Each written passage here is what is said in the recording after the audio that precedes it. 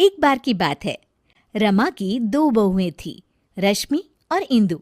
एक को वो अपनी पसंद से लेके आई थी और दूसरी उसके खुद के बेटे ने पसंद की थी, जिसका नाम इंदु था। इंदु को उसकी सास पसंद नहीं करती थी और दूसरी बहू रश्मि को बहुत पसंद करती थी। रश्मि, इधर तो आओ, देखो तुम्हारे लिए मैंने कंगन बनवाए हैं। अरे वाह मम्मी जी, दिखाओ। ये देखो, सोने के हैं। ये क्या मम्मी जी, इतने पतले से? ये भी कोई कंगन है? हमारे मायके में तो ऐसे कंगन नौकरानी भी नहीं पहनती। अरे, तू चिंता क्यों करती है? अगली बार इससे भी महंगे कंगन बनवाऊंगी तेरे लिए। अभी के लिए तो रख ले बेटा। चलो ठीक है, आप कह रही हैं तो। मम्मी जी, मेरे लिए आप कुछ नहीं लाई? हाँ, ये लो। इंदु बहुत खुशी खुशी बॉक्स खोलती है तो देखती है कि एकदम सिंपल सी लाल रंग की चूड़ियाँ होती है। इंदु सब कुछ देख रही होती है, उसे बिल्कुल भी अच्छा नहीं लगता, पर इससे इंदु की सास को कोई भी फर्क नहीं पड़ता। वो तो हमेशा उससे बुरा ही बर्ताव करती थी। इंदु, ये खाना कैसा बनाया है? क्या हुआ मम्मी जी? अरे, इसमें तो नमक ही नहीं है। नमक आपको मना है ना मम्मी जी, आपका बीपी बढ़ा हुआ था इसलिए। इंदु, तू मुझे मत सिखा, समझी? जैसा खाना सबके लिए बनता है वैसा ही खाना मेरे लिए भी बनाया कर। सासू माँ की डांट खाकर इंदु अपने कमरे में आ जाती है और हम देखते हैं कि वो कोई आम लड़की नहीं है, बल्कि उसके पास सुपर पावर है। चुटकी बजाती है और कमरा अपने आप साफ हो जाता है। पर घर के सारे काम वो अपने आप ही करती थी। सफाई करना, कपड़े धोना, खाना बनाना, ये सब उसने बहू बनने के लिए सीख लिया था। इंदु, एक काम तुम ठीक से नहीं करती। अरे, मैंने तुमसे कहा था कि पीली साड़ी प्रेस करके रखना और तुमने लाल वाली कर दी। सॉरी मम्मी जी, घर में इतना सारा काम होता है, मुझसे गलती हो गई। कितना काम होता है सब दिखता है मुझे। तो फिर आपको ये क्यों नहीं दिखता कि रश्मि दीदी तो कोई भी काम नहीं करती? उससे तुम अपनी बराबरी मत करो, समझी? क्यों मम्मी जी, मैंने ऐसा क्या किया है जो आप मेरे साथ ऐसा बर्ताव करती हैं? तुम उसकी जगह कभी नहीं ले सकती। उसे मैं पसंद करके लाई थी और तुम। मैं क्या मम्मी जी, रुक क्यों गई?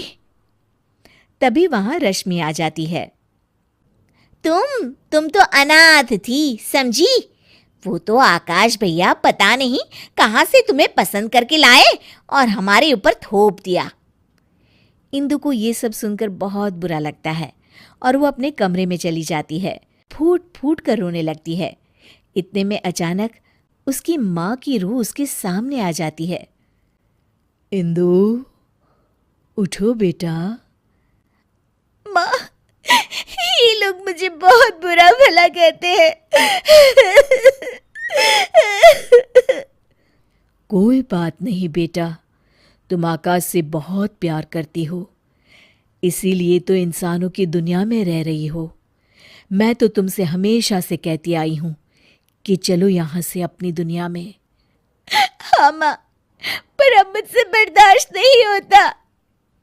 तो चलो मेरे साथ वापस हमारी अपनी दुनिया में इंदु। हाँ माँ, मैं आपके साथ ही जाना चाहती हूँ। तुमने सच में मन बना लिया है ना बेटा? हाँ माँ, मैं आपके साथ ही जाऊंगी। इंदु अपनी माँ के साथ वापस जा ही रही होती है कि तभी उसे कुछ बुरा होने का एहसास होता है। एक मिनट माँ, मुझे लग रहा है कि कुछ बुरा होने वाला है। इंदु भागते भागते बाहर आती है तो देखती है कि सासू माँ सीढ़ियों से उतर रही होती है और उनका पैर फिसलने ही वाला होता है। तभी इंदु बहुत तेज भागती है और आके सासू माँ को बचा लेती है, पर इसमें इंदु को चोट लग जाती है।